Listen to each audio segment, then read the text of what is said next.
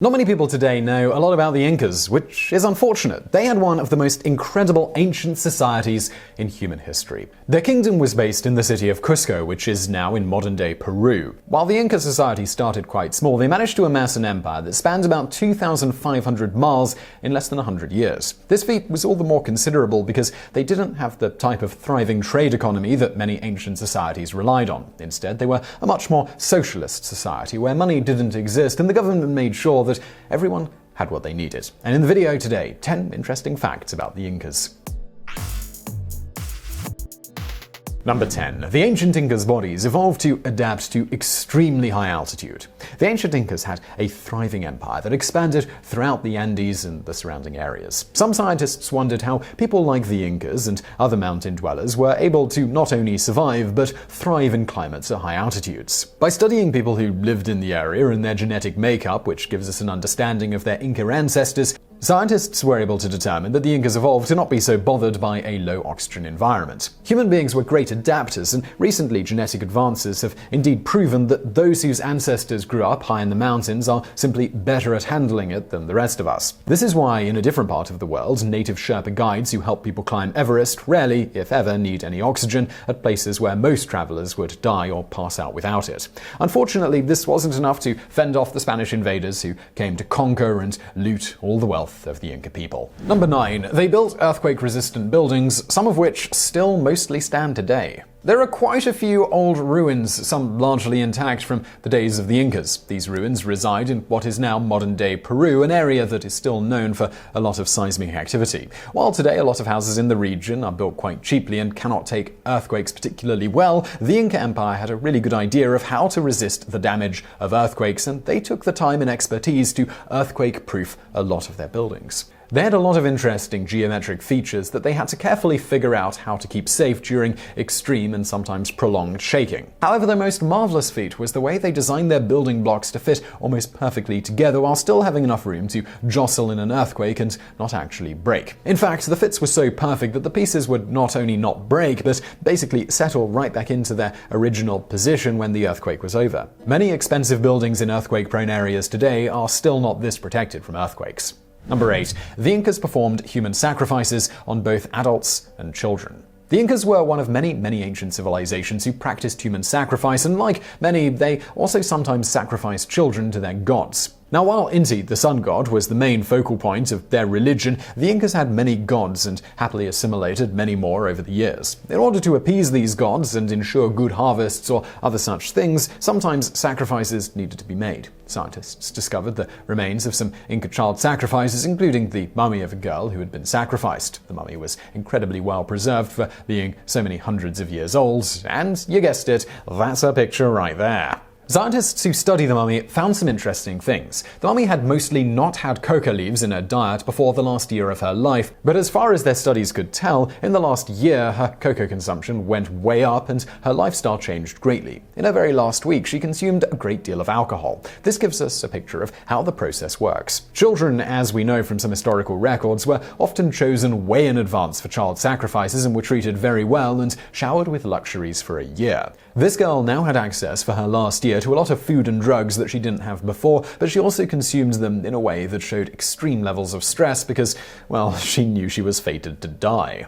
Number 7. The Emperor's New Groove is a Disney depiction of the ancient Incas. Many people have seen the Disney animated film The Emperor's New Groove. For those who need your memories refreshed, it's about a selfish Inca emperor named Cusco who acts incredibly arrogantly, and he's pampered and demanding and all of that stuff. He then plans to wipe out an entire village to build a theme park. He ends up turning into a llama because of evil magic from his advisor and learns a lot of lessons as he pals up with a peasant named Pacha. Some have wondered if The Emperor's New Groove is a depiction of Inca life, and surprisingly, according to those who study Incan history and have compared the two, it was actually refreshingly accurate. Cusco is a reference to the modern-day city of Cusco, and the way Cusco himself behaves is stereotypical of the incredible power wielded by the Sapa Inca, which was the Inca version of an emperor, but even more important as he was also viewed as a god. While Inca royalty were not known for being quite as cruel and callous as Cusco with their power, they did wield it ultimately. Further, apart from a few cartoon exaggerations, most of the animation is a pretty good depiction of what life in the old Inca Empire would have looked like. The biggest problem is probably Yzma, who would likely not have been such a high-up advisor to the Sapa Inca because she was a woman. Number 6. The Incas were a powerful society that captured many peoples.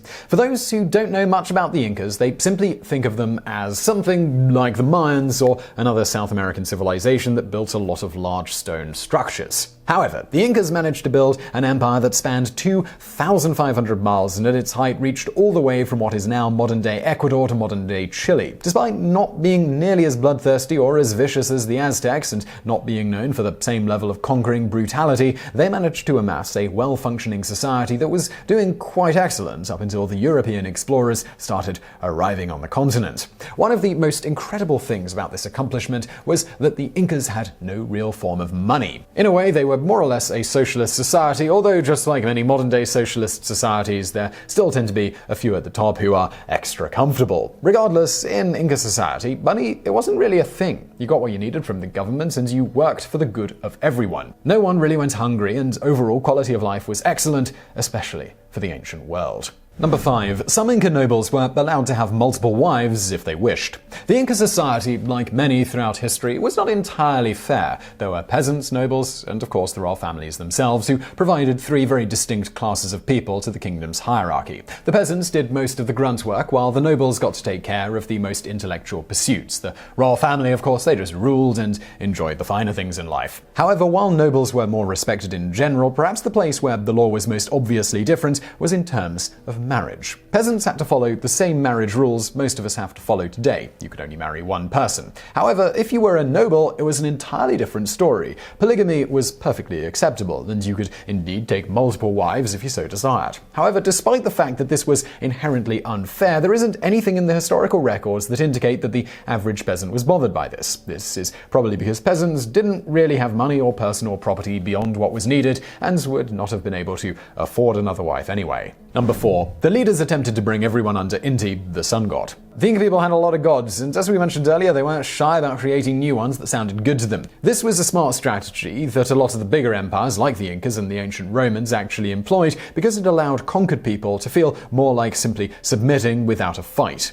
However, while you were allowed to keep your gods, you still had to accept that they were lesser to the original Inca sun god, Inti. The Sapa Inca, who was supposed to be God himself, decreed that Inti was the supreme god above all others and that all had to respect him as the most important deity of all. It is likely that the sacrificial mummy that the scientists discovered recently was a sacrifice meant to appease him and ensure that the weather provided for a proper harvest. Number 3. Like the Romans, they were known for borrowing from conquered people. As we mentioned earlier, the Inca were known for borrowing from other cultures, but it wasn't just when it came to other people's gods. Like the Romans borrowing all sorts of mathematical and other advances from the Greeks, the Inca believed in doing the same with the people that they conquered. This meant that they were simply not as brutal as a lot of other conquerors. They made sure to keep their enemies' infrastructure mostly intact and learned from the people that they defeated.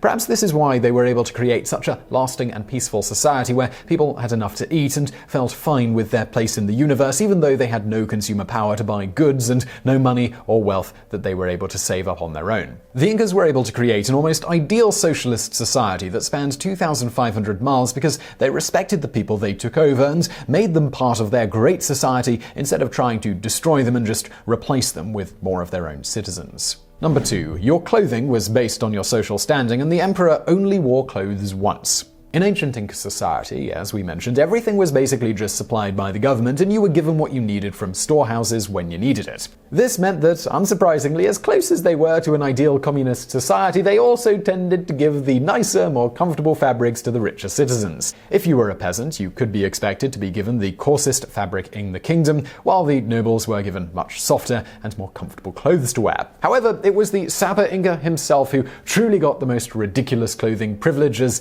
and it may have been this kind of absurd abuse of power that caused Disney writers to portray Cuzco, the Sapa Inca, as an incredibly obnoxious, spoiled, and pampered man-child. You see, this man was considered so holy and important that not only did he get the best clothes and the finest fabrics, but he could only ever wear them once.